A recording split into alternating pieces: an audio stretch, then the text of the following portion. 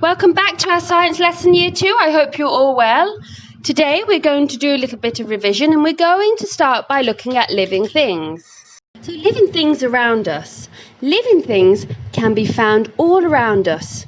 Air, food and water are important factors that affect every living thing and their environment. Other factors include sunlight and living things that share their homes. So living things that are found in a garden, plants such as morning glory and hibiscus can be found in a garden. Some animals such as caterpillars, grasshoppers, bees, butterflies and ladybugs can be found in the garden too. A tree has many branches and leaves. It is cool and shady under in its shelter, and many living things such as birds' nests, ferns, chameleons, spiders, all sorts of birds, and even koala bears live in the trees. A rotting log is cool, damp and dark. Many living things such as mushrooms, beetles, woodlice, earthworms and centipedes live in and around rotting logs. Now, living things found in a pond. Many different plants and animals live in a pond. There are different types of water plants that can be found in different parts of a pond. Such plants as hyacinths and water lettuce float on water. Some plants such as water lily and cottontail grow from the bottom of the pond. Their leaves reach above the water surface to receive the sunlight. Mosses often grow on rocks near a pond where it's damp and shady. Fish live in water. They feed on the algae and water plants and insects.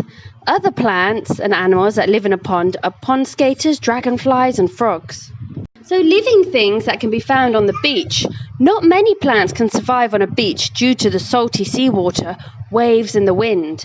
But coconut trees often grow on the seashores. They grow well in the shady soil under plenty of sunlight. Seaweed grows on shallow seawater and on rocky shores. Some animals such as seagulls, crabs and shellfish can be found on a beach too.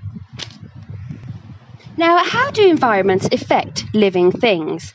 Different living things are found in different environments.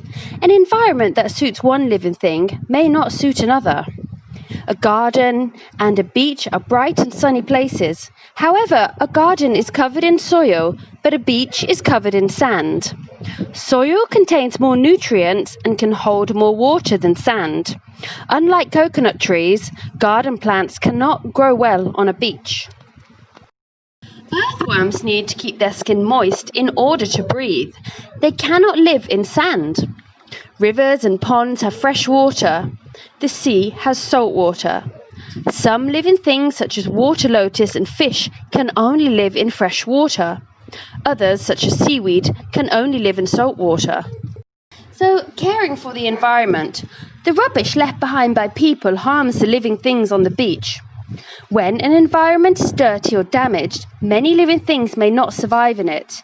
They may not be able to find food, keep safe, or have young.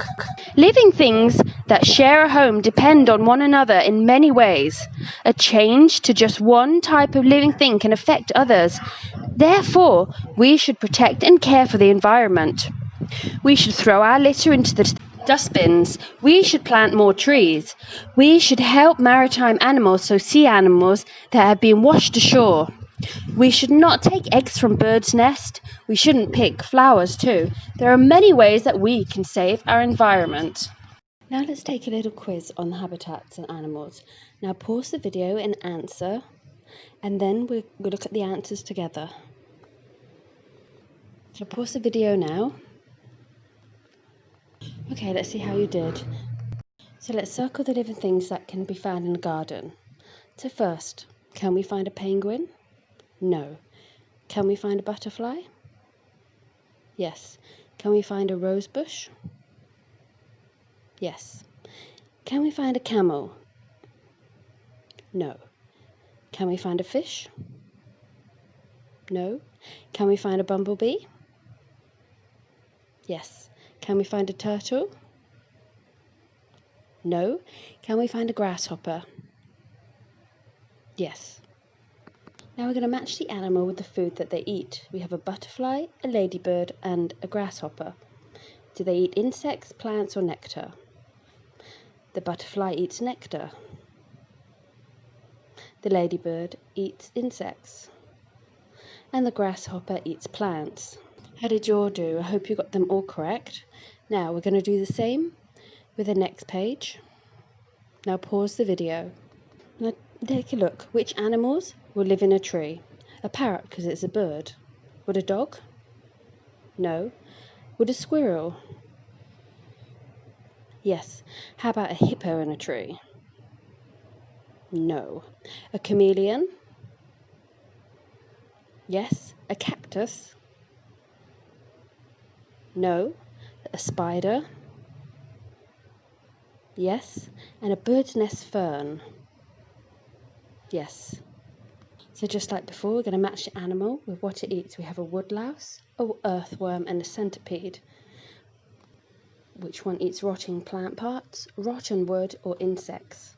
So starting with the woodlouse. Eats rotting wood. The earthworm, rotting plant parts.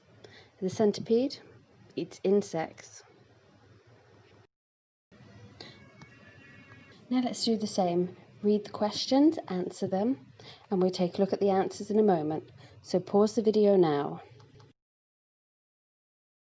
Now all the names of the things below are living things that are found in ponds.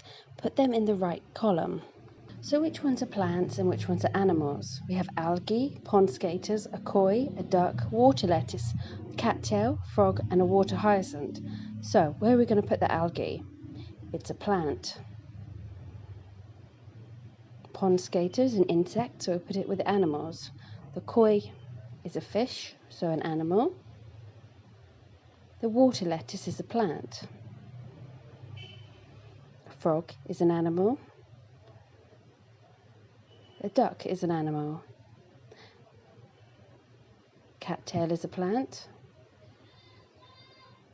And the water hyacinth is a plant. Now, our next question. Why do the leaves of water lilies float on the water surface? So, is it to help the plant move? No. To receive enough water? No. To receive enough sunlight? Yes. To protect the plant from the fish? No. Right, once again, we're going to do the same with the next page. Pause the video now. Okay, let's see how you did. So which of these living things lay eggs in the pond? Does a dragonfly? Yes. Do fish? Yes. Does a cattail plant lay eggs?